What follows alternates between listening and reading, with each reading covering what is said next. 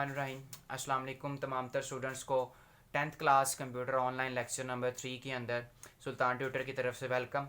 कल हम लोगों ने 2 पॉइंट्स पढ़े थे जो हम लोगों को ये बताते थे कि प्रॉब्लम को हम लोगों ने किस तरीके से आइडेंटिफाई करना है और उस प्रॉब्लम के लिए क्या क्या हमारे पास रिक्वायरमेंट्स होनी चाहिए, और फिर अगर हमारे पास प्रॉब्लम में एक बड़ी प्रॉब्लम आ जाती है या कॉम्प्लेक्स प्रॉब्लम आ जाती है तो हम लोगों ने उसको किस तरीके से छोटे पार्ट्स के अंदर डिवीजन करके उसको डिवाइड करके हम लोगों ने उसके सोल्यूशन की तरफ चलना है। तो कल हम लोगों ने लेक्चर के अंदर एक टॉपिक पढ़ा था डिवाइड एंड कंकर रूल।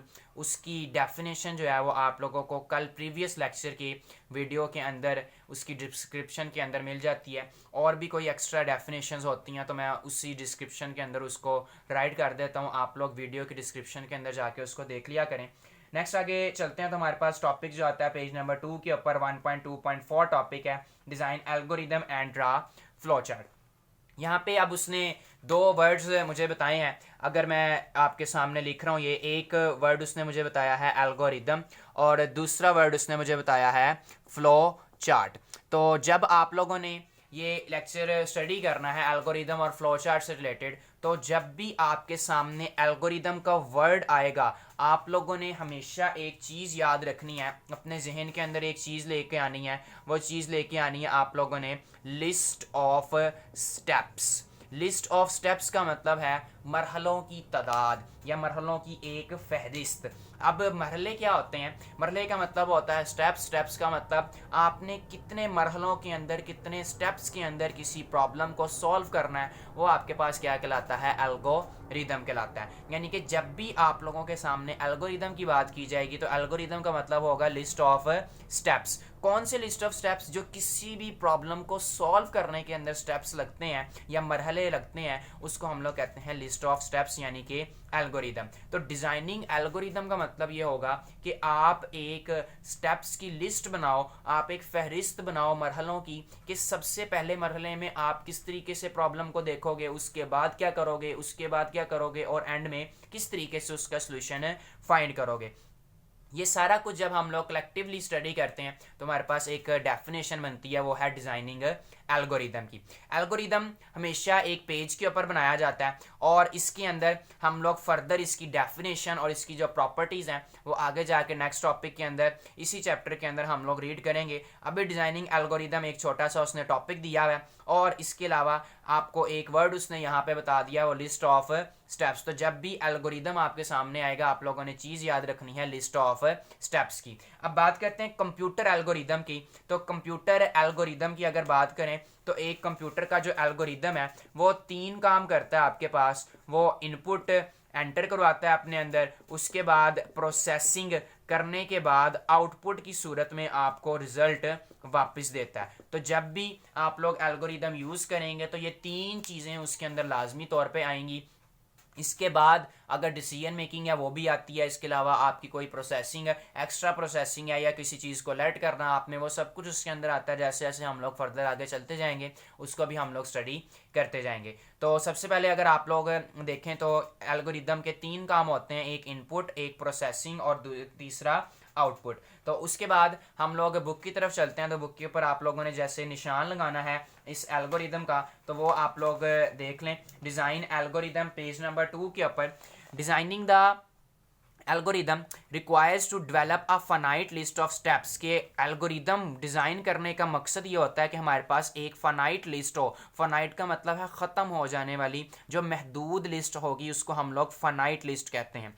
आगे जाके फर्दर हम लोग इसको स्टडी करेंगे। To solve a problem it is then verified that whether the problem solves whether the algorithm solves the problem as intended or not। यहाँ तक आप लोगों ने इसकी डेफिनेशन का मार करना है कि उसके बाद हम लोग एल्गोरिदम को वेरीफाई करते हैं, उसके ज़रिए हम लोग ये प्रूव लेते हैं कि क्या हमारा एल्गोरिदम इस मसले को हल कर सकता है या फिर नहीं कर सकता। उसके बाद अगर पेपर के अंदर शॉर्ट क्वेश्चन आ जाता है एल्गोरिदम से रिलेटेड कि एल्गोरिदम के कौन कौन से टास्क्स होते हैं, तो उसकी नेक्स्ट लाइन में डेफिनेशन लिखी हुई है, most computer algorithm perform at least following 3 steps, gate data input, perform computation, processing, display results, output. यहाँ तक आप लोगों ने इसकी नेक्स्ट डेफिनेशन करनी है। अब नीचे चलते हैं हम लोग। तो नीचे हमारे पास टॉपिक आता है ड्रा द फ्लो चार्ट। उस ड्रा अ फ्लो चार्ट से पहले एक छोटी सी डेफिनेशन हम लोगों ने और करनी है। वो डेफिनेशन आती है आपके पास डेस्क चेकिंग की। डेस्क चेकिंग का मतलब क्या होता है, जिस तरीके से हम लोग एक सैंपल के तौर पे किसी चीज़ को चेक करते हैं कि क्या वो चीज़ अपना काम सही तरीके से परफॉर्म कर रही है या नहीं कर रही, सेम इसी तरीके से जब एक एल्गोरिदम को चेक किया जाता है किसी टेस्ट डाटा के ज़रिए, उसके अंदर अपने से वैल्यूज़ पुट करके, वो कहलाती है डेस्क चेकिंग। और desk checking is very important कि आपको पता लग जाए कि आपका बनाया गया एल्गोरिदम सही है या फिर नहीं है। डेस्क चेकिंग हमेशा पेपर के ऊपर की जाती है और उसके अंदर कुछ टेस्ट डाटा रखा जाता है, जो टेस्ट डाटा हम लोगों ने खुद से स्पोज किया होता है। बुक्स के ऊपर आ जाएं तो जहाँ पे draw of the flow chart की टॉपिक हेडिंग बनी हुई है, उसके थोड़ा सा ऊपर आपके पास डेस्क चेकिंग की डेफिनेशन आएगी। Desk checking is the process of carefully observing the working of an algorithm on the paper for some test data. For some test data तक आप लोगों ने इसकी डेफिनेशन करनी है। पेपर का इंपॉर्टेंट शॉर्ट क्वेश्चन है डेस्क चेकिंग। नेक्स्ट आगे चलते हैं तो आता है ड्रा द फ्लो चार्ट। तो जैसे कि हम लोगों ने एल्गोरिदम के बारे में एक लफ्ज़ याद रखा, लिस्ट ऑफ स्टेप्स, सेम इसी तरीके से फ्लो चार्ट के बारे में आप लोगों ने एक लफ्ज़ याद रखना है, वो है पिक्टोरियल रिप्रेजेंटेशन। पिक्टोरियल का मतलब होता है आपके पास तस्वीरी और रिप्रेजेंटेशन का मतलब होता है इजहार। तो जब भी हम लोग किसी चीज़ का तस्वीरी इजहार करते हैं इमेजेस के अंदर या फिर पिक्चर्स के अंदर, हम लोग जब किसी काम को करते हैं उसको हम लोग कहते हैं फ्लो चार्ट। जो काम हम लोगों ने लिस्ट ऑफ स्टेप्स एल्गोरिदम में बनाए, वही काम हम अगर तस्वीरों के ज़रिए फ्लो चार्ट के अंदर बना देंगे तो ये मेरे पास एक पिक्टोरियल रिप्रेजेंटेशन हो जाएगी उस प्रॉब्लम के सलूशन की, जो प्रॉब्लम मेरे पास अकर हो रही है। तो draw the flow chart. Flow chart के बारे में हम लोग आगे जाके और ज़्यादा डिटेल के अंदर पढ़ेंगे। अभी आप लोगों ने इस पॉइंट को इस तरीके से याद करना है। बुक्स के ऊपर आ जाएं, पेज नंबर 2 के ऊपर। After designing the algorithm the next step is to draw a flow chart. Flow chart in fact maps the algorithm to the pictorial representation with the help which helps in understanding the flow of control and data in the algorithm। यहाँ तक आप लोगों ने इसका mark करना है। Next page number 3 के ऊपर स्टार्टिंग से लेकर। अब नेक्स्ट आगे चलते हैं तो एक और छोटी सी डेफिनेशन आती है, वो आती है प्रोग्राम की।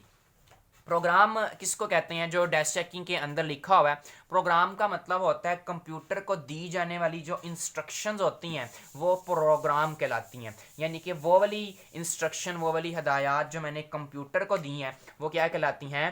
प्रोग्राम कहलाती हैं। अब उसके बाद प्रोग्राम का जब भी वर्ड आएगा तो आपके सामने एक वर्ड याद आना चाहिए, वो आना चाहिए इंस्ट्रक्शंस का। तो प्रोग्राम की डेफिनेशन जो बुक के अंदर लिखी हुई है वो हम लोग पढ़ लेते हैं, आगे जाके इसको थोड़ा सा और डिटेल के अंदर हम लोग स्टडी करेंगे। प्रोग्राम की डेफिनेशन देखें। A program is a set of instruction given to the computer to solve a particular problem. किसी भी ख़ास प्रॉब्लम को सॉल्व करने के लिए, उसका हल करने के लिए जो हदायत हम लोग कंप्यूटर को देते हैं वो हदायत क्या कहलाती हैं? प्रोग्राम कहलाती हैं। अब जब हम लोगों ने कोई भी काम कंप्यूटर के ज़रिए करना है, सबसे पहले हम लोगों ने एल्गोरिदम पे किया। क्यों? क्योंकि हम लोगों ने पेज के ऊपर लिस्ट एक बनाई, उसके बाद वही पेज को हम लोगों ने कन्वर्ट किया डायग्राम्स के अंदर। अब वही काम हम लोगों ने जब कंप्यूटर के ऊपर करना है तो वो काम हमारे पास कहलाता है कोडिंग। कि कंप्यूटर के ऊपर किसी प्रॉब्लम को सॉल्व करना और उस प्रॉब्लम का हल निकालना आपके पास क्या कहलाता है? Coding the program. ठीक है। अब कोडिंग द प्रोग्राम से क्या मुराद है कि जो इंस्ट्रक्शंस आपके पास गिवन है, जो इंस्ट्रक्शंस, जिस इंस्ट्रक्शंस की बेस पे आपका प्रोग्राम सॉल्व होगा, उन इंस्ट्रक्शंस को कंप्यूटर की किसी एक खास लैंग्वेज के अंदर लिखना, उसको हम लोग कहते हैं कोडिंग द प्रोग्राम। ठीक है। अगर बुक्स के ऊपर आप लोग देखें तो इसकी हेडिंग जो बनी हुई है वो बनी हुई है write the program. Write the program से मुराद कंप्यूटर के ऊपर आप लोग अपनी वो इंस्ट्रक्शन लिखना जिनके जरिए आपका प्रॉब्लम सॉल्व होगी। This steps involve the conversion of an algorithm to a program written in any programming language. For this purpose the programmer must know the syntax of the programming language. यहाँ तक आप लोगों ने इसकी definition करनी है। एक न्यू वर्ड इसके अंदर आता है, वो आता है सिंटैक्स। सिंटैक्स किसको कहते हैं हम लोग? सिंटैक्स एक इंपॉर्टेंट पेपर का शॉर्ट क्वेश्चन है। साइंटेक्स से मुराद होता है वो वाले रूल्स या वो वाले असूल जिनके ज़रिए हम लोग कंप्यूटर से बात करते हैं, वो क्या कहलाते हैं, साइंटेक्स कहलाते हैं। जिस तरीके से मेरी और आप लोगों की लैंग्वेज इस टाइम उर्दू चल रही है कि मैं उर्दू के अंदर आपको लेक्चर दे रहा हूँ, आप लोगों को उर्दू समझ आती है, सेम इसी तरीके से जो कंप्यूटर के अंदर किसी भी ज़ुबान को लिखने के असूल होते हैं, किसी भी ज़ुबान को लिखने के जो रूल्स होते हैं, वो साइंटेक्स कहलाते हैं। तो अगर आप लोग साइंटेक्स की डेफिनेशन देखें तो साइंटेक्स की डेफिनेशन आपके सामने इधर बुक के ऊपर लिखी हुई है, जहाँ पे राइटिंग द प्रोग्राम ख़त्म होता है, नीचे ही साइंटेक्स की डेफिनेशन है, the grammatical rules of the programming language to write programs are refer to as syntax of that programming language. कि वो वाले ग्रामेटिकल रूल्स से मुराद उसको लिखने के, कि आपने किसी भी प्रोग्रामिंग लैंग्वेज को किस तरीके से लिखना है, उसको क्या कहते हैं हम लोग, साइंटेक्स कहते हैं। यहाँ तक आप लोगों ने आज का टॉपिक जो है वो स्टडी करना था।